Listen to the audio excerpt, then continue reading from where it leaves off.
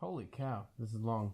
Today we're talking about the advantages and disadvantages of homeschooling, or I called it why we decided to homeschool. Because we just started this year. This is our first year, yes. Our oldest is going into third grade, or has now started third grade, and so we've done the private school thing, and for 2 years? For 3.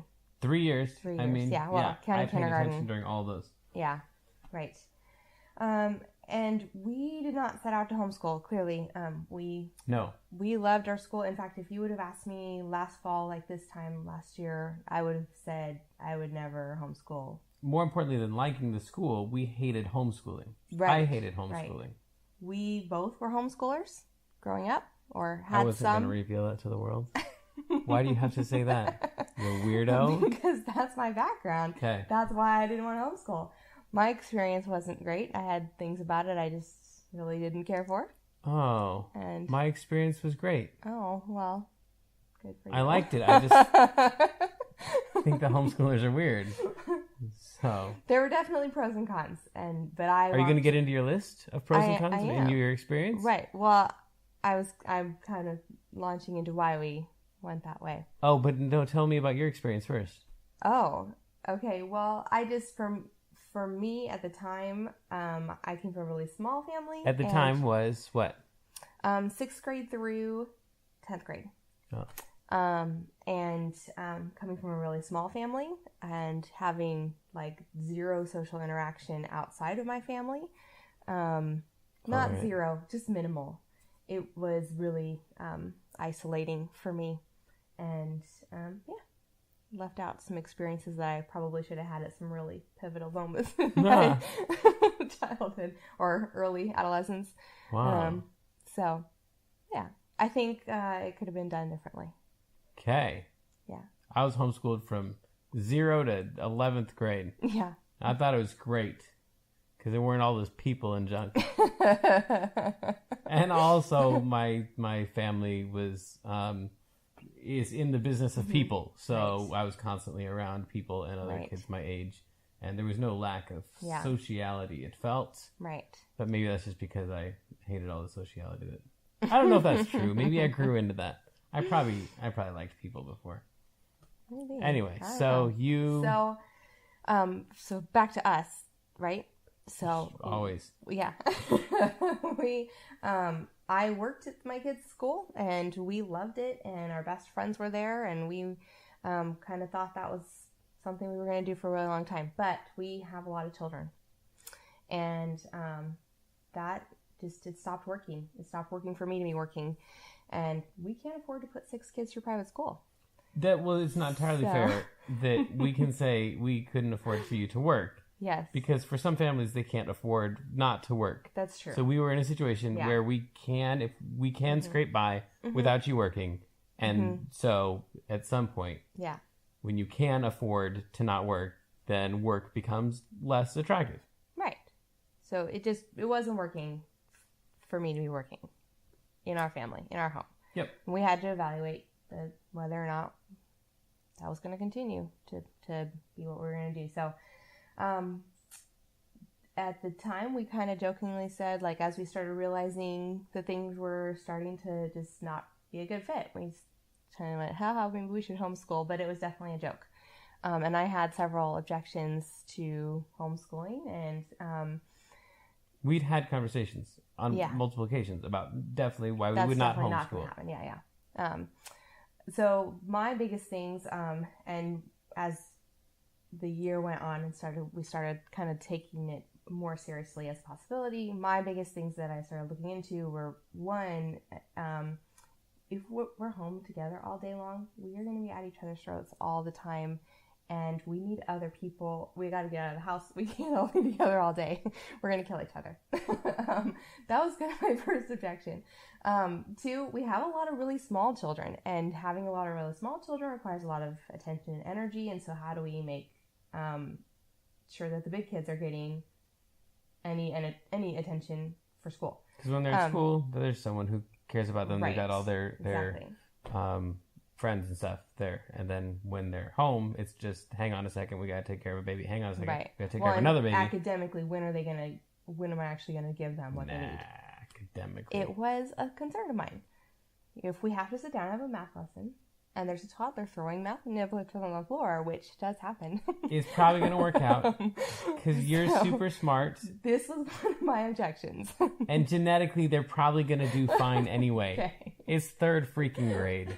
Well, this was one of my concerns going in. That's great. The third one was our house is always going to be a big, gigantic mess if we're always in it all the time, because what we would do was we would leave for school, and whatever adult stayed behind would clean up the house and clean up the mess that we had made in the process of getting ready for the day. And so the house was clean only if we were out of it.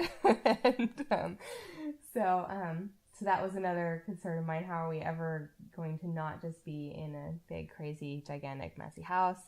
And then, of course, the whole socialization question. How do our kids have friends? And we're going to miss all of our friends. And how do we deal with all of that? So those were kind of my big questions going in.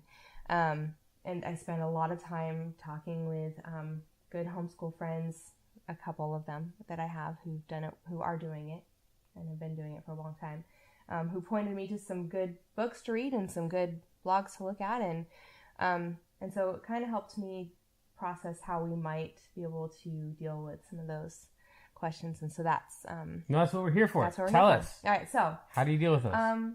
The friends thing is a real thing. We do miss our friends. We had some really great friends that we love from school. The kids each had their besties, and so we've made a really good effort to connect with them and set up regular play dates, and their parents have been great, and because their friends miss our kids too. So we've made a really consistent effort to make sure that they're still connecting with their friends whenever possible. But it's still not 8 hours a day. It's not 8 hours a day. No, it's not the same. A weekly play date is not the same. So we're talking with their parents about looking into some long-term, like extracurricular events that they can do together, stuff like that. We haven't totally solved that one yet, because there are friends that we do miss and we don't see as often as we want to. However, that said, there is, what I'm finding, no lack of homeschool groups, co-ops, group events that you can get involved in, Facebook pages that you can have regular play dates with people.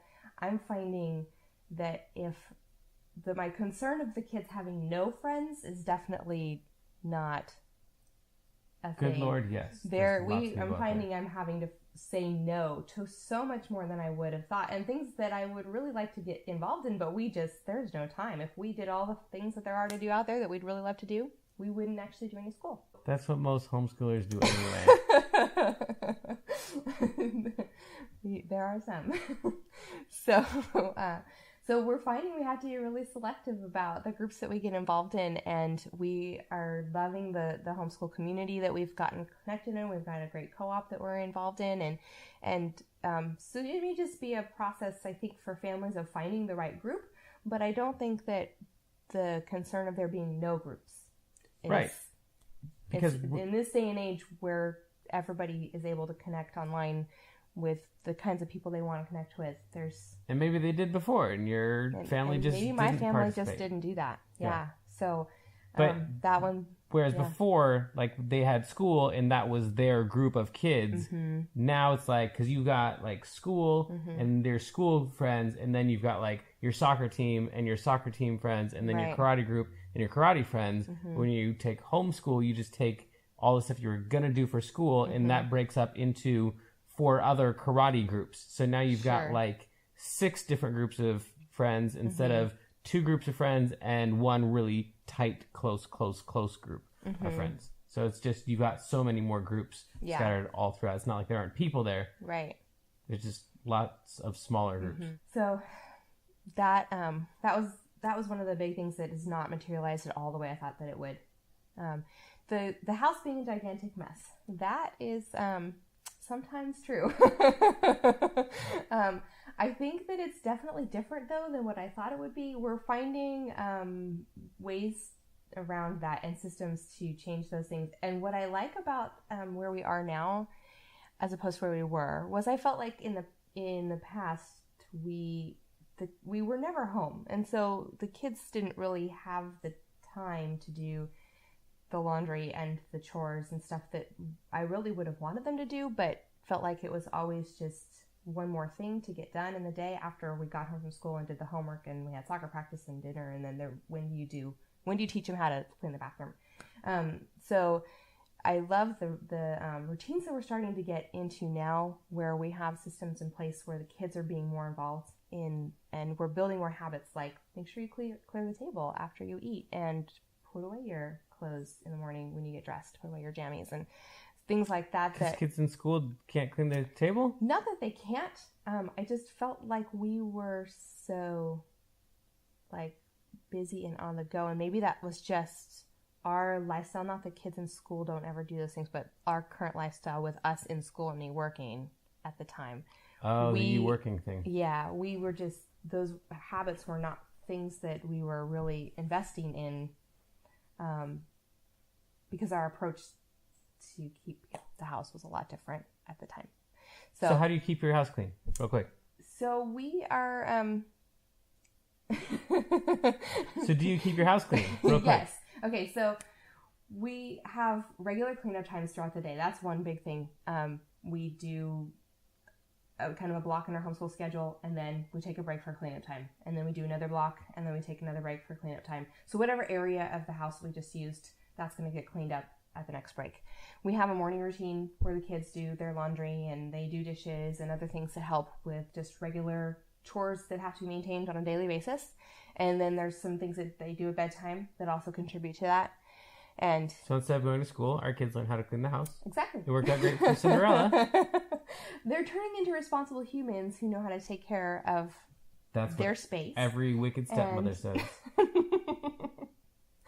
With a large family, everybody has to contribute. And this is what I tell the kids all the time. We are working together as a team to... Because you chose this for yourself. That's right. Wait, no. We chose this for you. It's good for them. Okay. So the little kids being a factor, that is definitely a factor. Small children being in with the big children, that definitely changes the feel of our homeschool day. But the tone of our family, the way that the kids all contribute to each other and the way that they interact with each other throughout the day is something that I love so much, that they are, the older children and the way that they learn to help out with the little guys, and the way that the little guys are learning to be patient when it's their turn to wait, and all of the way that they interact. I just really love the dynamics of that. And this is going to have to be another post for another time, but there are just so many resources from bloggers and from books about dealing with preschoolers and how to use things like circle time and family schooling and games and stuff like that to deal with the logistics of homeschooling with a large group of kids at once. So that's definitely going to be something we're going to have to go back to, because I could talk about that for days. Yes, but part of I think aside from the techniques and stuff, I think the thing that makes the interaction between them amazing is the parenting. That the fact that they all love each other and they are not allowed to not love each other is what makes their interaction great, because I see other kids interacting and it's just horrible because they hate each other and they're allowed to say so and treat each other like it. So it definitely puts we definitely put a lot of weight on their relationships with each other, like negotiating their relationships and helping them learn how to deal with frustration in an appropriate way, or share or help out when somebody else has an issue that they need help with or can help with. I think if you're in school, then you've got your friends at school, and then you're allowed to hate your family because you don't actually see your family that much. And if you then don't go to school and then you spend your time homeschooling and you still have that hate with your family, then there's no place where you go with the people that you like, because you're just around the people that you hate all the time. Yeah. So that makes that relationship all the more important. Yeah. Yeah, I'm definitely, I'm finding my paradigm kind of shifting on how I thought of this from the beginning. Initially, I was kind of going at it from the mentality of how do I do X, Y, and Z subjects individually with this student and this student and this student, while there's small children in the background. And I'm kind of shifting more to how do we do things together as a family and cultivate the relationships in our home and learn through real world experiences and literature and things that we can experience all together, that, you know, they still gain the same academic experience, but just in a different way. So it's definitely changed my way of thinking about schooling and what they need to experience. Cool. Anything else? The being at each other's throat all day thing that I was afraid of happening, that hasn't materialized. We have days that we are at each other's throats, that's for sure. We have days where everybody's tired or everybody's cranky or whatever. But as an ongoing thing, the kids that came home from school at the end of the day, tired and cranky and unable to control themselves because they've used all of their self-control all day long at school, those kids don't come home at 4 o'clock any day anymore. Because they're not at school all day long having to use their self-control and sit still and listen and, you know. What do you do with them during the day? They don't have to sit still and listen? They get a lot more playtime at home than they did at school. The whole, like, sit at your desk and do quiet work thing, we don't really have that going on here. So this for you is more of what you expected was going to go terrible and how it hasn't gone terrible yet. Yeah. Aw, that's wonderful. Thanks. Oh, I've got... Your turn. My turn. Okay, easy. First of all, there's no break. You are everything. That's true. You're mommy, you're nurse, you're the principal. You have to make sure the teaching gets done. You have to make sure the food gets cooked. You gotta make it. You've got a husband that factors in there somewhere. Yeah, and the pressure or the propensity to have that anxiety of the weight is all on me. That's definitely real, and I have to talk myself off that ledge on an ongoing basis. Because it just doesn't stop. Right. Okay, and then the other thing is I like them having teachers. I like them having coaches and other people who other adults aren't they me look up to, right? That tell them all the exact same stuff that I would tell them, or tell them the opposite of the stuff that I would tell them, so they can struggle with that, and I can explain to them why I'm telling them the truth and their teacher is full of it, or whatever it is. But they need to have good and bad authorities in their life. Right. And now this is one less major authority that they have, one less voice in their life. Right. Then homeschoolers are weird. We've been through that one. Yeah. They can be. They can be. But as we were talking about homeschooling, I started looking around at some of the families that go to school, not just our school, but other schools. Okay. And there are some really weird non-homeschool families. You're right. So I don't think it's a group. I don't think it's specifically a homeschool group thing. Weirdos are everywhere. I think it's just kids are like their parents thing. Oof. And if their parents are weird, then their kids might be weird too. That's fair. But if you're homeschooled, that's the reason that you're weird. That's the assumption. Sure. So, you're saying if people think that our kids are weird, they're going to think it's because they're homeschooled? Yes. Not that it's because they're in a large family, or... No. Like, this is totally something someone would say. Like, oh yeah, that kid's weird, but he's homeschooled. Yeah. Okay, the advantages. I thought the advantage was going to be that I didn't have to see as many people, which is kind of true, because I don't have to go to as many... birthday parties. Oh. Well, no, that's not true. That's not true. You're right. But there aren't as many times that you're just there for a second. Like a birthday party, that's a thing. A play, that's a thing. But when you just like go and you're just picking up your kids, you're just dropping off your kids, then there's all of the conversations that drive me crazy. So there aren't those things. I like individual people. Groups of people bother me. The rules that come up in the groups of people. Did I mention I was homeschooled? I think it's just your personality. Okay. And then there's the whole the time with the kids thing, because that was they are growing. They are growing like weeds, and some would say. You being self-employed and working till past their bedtime, most nights of the week. So they would get off school right when I went to work, and then I wouldn't see them until I would tuck them into bed. Yeah, that was a really big factor. Oh, it was huge. For me, it was everything. Right. They'd never see you. And then there's the finances. You get 6 kids, you want to put them all in private school, and pretty much you're not going to eat. 2 mortgages. Is it? Yeah. Oh, yeah. Good Lord. Yeah, it's very... Then there's Wendy, because she's perfect. And if there was ever anyone who was going to be a good homeschool mom, it's Wendy. You're so sweet. You want to do it? Do I have to edit that out? Maybe. Okay. Okay, so there's Common Core too. Yeah. Common Core. Yeah. I don't really know anything about it, so maybe it's great. I'm sure there. I don't want to hear any of your emails or read any of your comments. I don't care. Whatever. We're not using it anyway, so. But from what I've heard, it seems like more of the same stuff that I already hated about school, and that I love about homeschooling, where you can just like learn what you got to learn and then goof off. Right. And that's just the opposite of what happens in a lot of classrooms, where they reward the types of people who can sit down and shut up for long periods of time, so the teacher can talk for forever and feel important, much like bloggers and vloggers and those kinds of wastes of human skin.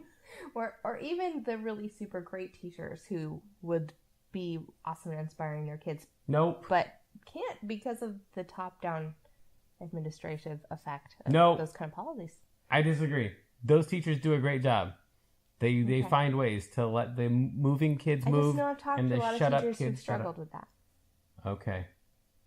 I've seen great teachers who do great stuff, but they're not the majority. It's not the norm. No. And school administrators and school rules. No, my kids were going to get kicked out and I was going to punch somebody for sure, whatever school we were in. So that just wasn't going to work out very well at all. So just not having to deal with any other school administration is super duper awesome. And their dumb rules about everything. We should point out that we have family and friends that we love who are school administrators. I pointed out in the written portion. I said nice things about teachers. And we like them. So we're not trying to make a blank statement about all teachers. We were teachers. And we were teachers. I was an awesome teacher. Yeah. You were a kick teacher. And yeah, it was great. So yes, wonderful teachers are wonderful. Right. Most There's teachers just too many not wonderful. Are horrible. Yeah. Horrible. So we like homeschooling. For now, it's what we are enjoying with our kids. It's where we feel like they're supposed to be. Different seasons call for different things, and so we don't necessarily know this is where we're going to be for forever. Oh, that's the other one. Yeah. You can do anything for a year. Or 6 months or whatever, and then you stick them back in school. Right. Or evaluate for each kid whether it's the right thing. I've heard somebody use the phrase, every kid, every year. Every kid, every year? Yeah. Evaluate for each child each year whether this is still the right thing. You people and your phrases. You gotta have a rhyming phrase for everything. You're so cute. It's catchy. It helps me remember. Helps you remember to not be a jerk to your kid? Here's my catchy phrase. Don't be a jerk to your kid. We don't have to be dogmatic about it. That's what I'm saying. There's not one right way to do it. Not one size fits all. I always say every kid, every year. Once a kid, once a year. What is it? Have a kid a year. Oh, we got it wrong. We had a kid every year. We did. We were destined to be homeschoolers. You weirdo. Okay, this is the part where you ask them to, because when I do it, it all comes out weird, like a homeschooler. Please like and subscribe our video. So like and subscribe and follow us on our blog at crazyblessedadventures.com and on Instagram. That sounded believable.